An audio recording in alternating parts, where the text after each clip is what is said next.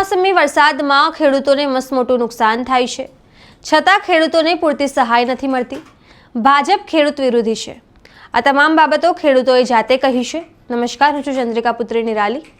અમારી ટીમ સૌરાષ્ટ્રમાં પહોંચી છે, જ્યાં તેમણે ખેડૂતો સાથે ખાસ વાતચીત કરી. આવો સાંભળીએ ખેડૂતોએ શું કહ્યું.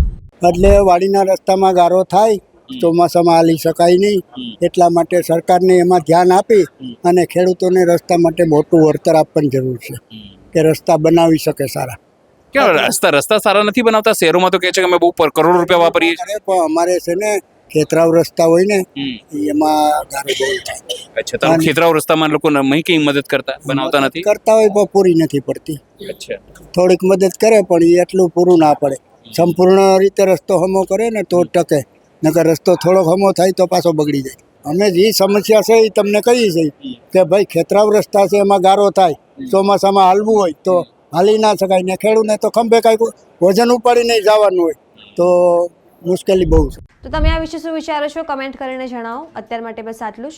સમાચારને લગતી વધુ અપડેટ્સ માટે અમારી વેબસાઇટ www.gujaratplus.in પર પણ માહિતી મેળવી શકો છો. ધન્યવાદ.